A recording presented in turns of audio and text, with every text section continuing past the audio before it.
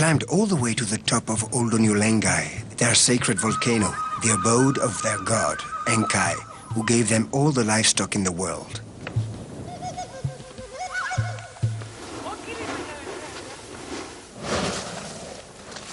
Lengai is the only active volcano in the area. At the summit, we were amazed to find a unique type of lava that whitens as it cools.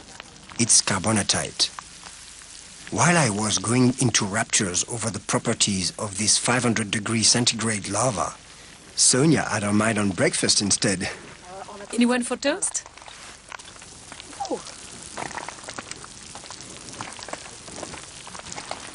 Let's do the other side.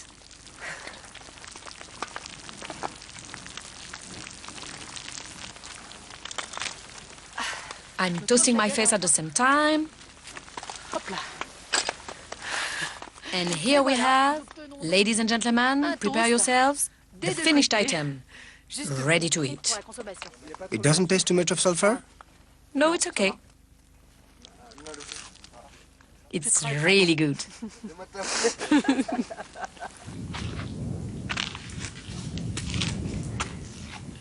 Chui.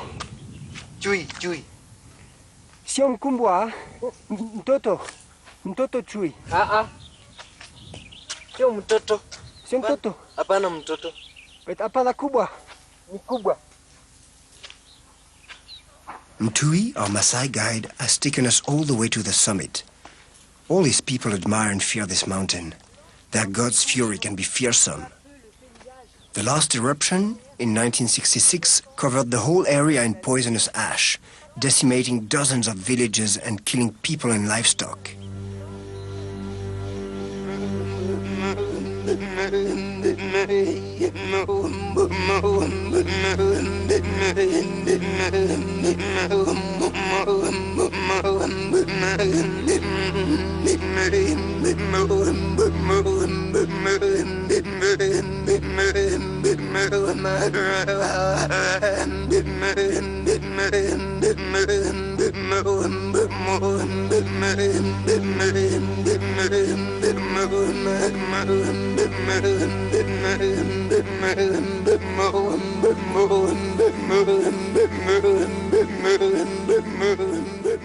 The Maasai are tuned in to the vibrations of the earth. This prayer to the god of the volcano is a mark of respect, a humble song asking him to remain lenient.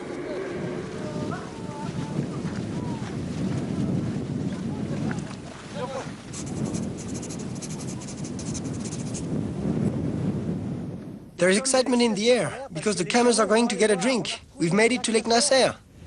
لك نسير نعم البحر تمام جميل جميل. مويه كتير مويه كتير. الجمال مبسوط مبسوط. مبسوط تمام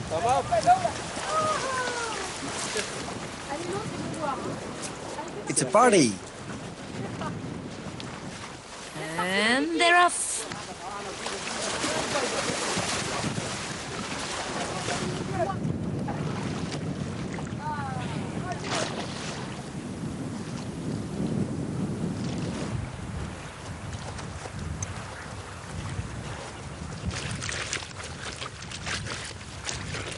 I'm repairing my bra. Look, it's an old relic. How long have you had it? Over 4 years. What? 1 year in Paris, then 3 years and every single day in Africa. Don't mention the brand, but it probably deserves some publicity. It deserves some publicity because, well, I'm embarrassed to show it. But this is its most presentable side. It just gave up. I obviously have to fix it. There is no way I'm getting back on a camel without my lifting gear. Otherwise, it could get messy. So I need to fix it right away. Too bad if some people are alarmed by the humongous cups. Stop showing off. It's time to part company. They're heading over the border with the camels. باي باي شكرا ادم كويس اركب تمام كويس. انا مبسوط كثير شكرا بطانيه شكرا لك تمام بارك الله. مويا بريد ما في ليلى نوم تمام شكرا شكرا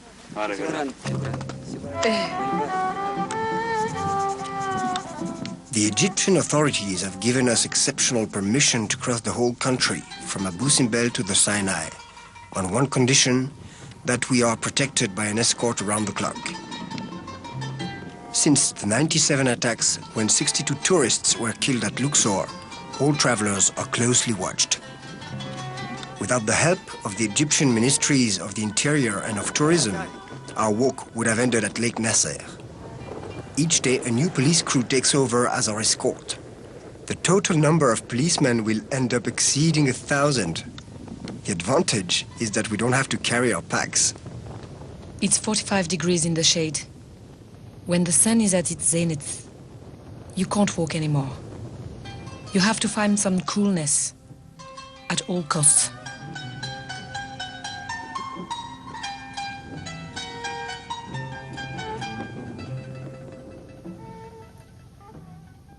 Shh, everyone's sleeping. The policemen have fallen asleep in the car. And Alex, behind them, is asleep too.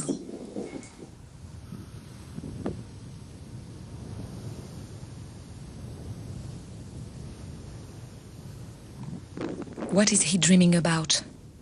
How many times has he found himself like this, exhausted, at the side of the road?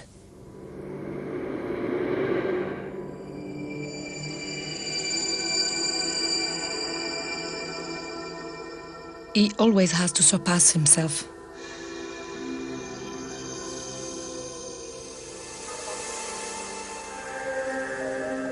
When I met him at 20, he was having fun climbing the monuments in Paris.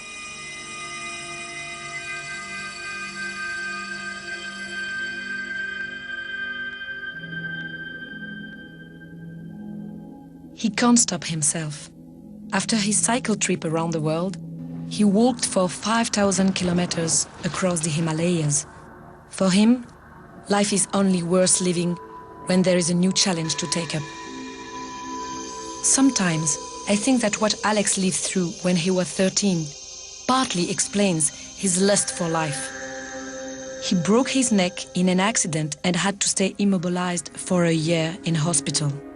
For many long months, he had to wear a brace that was screwed into his skull, so he wouldn't move his neck. He could easily have died or become a quadriplegic. It's a miracle that he came through. He still maintained it hasn't got anything to do with his need to experience the extreme. At first, I was almost intimidated by what he did. While he was away, I worked out, read a lot, learned to climb, went on treks, did my own traveling. A real assault course. Because I felt the need to get on his wavelength. The poor guys who've been assigned to walk with the two lunatics, they remember it for their whole lives. But what's great is that now all the convoys going back and forth to Abu Simbel know us. And we've become roadside attractions. They stop, they throw us bananas. Out of the windows. Today, bananas and oranges. Bring it on.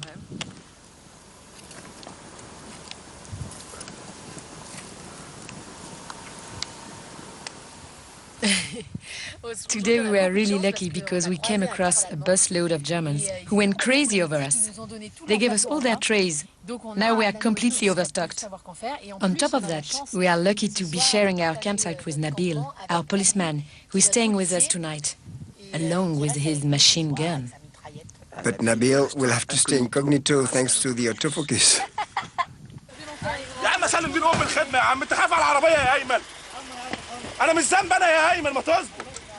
So today we are changing crews and cars. Our 4 buddies have thrown in the towel. A new car and new crew have come to replace them. And here they are. Good luck.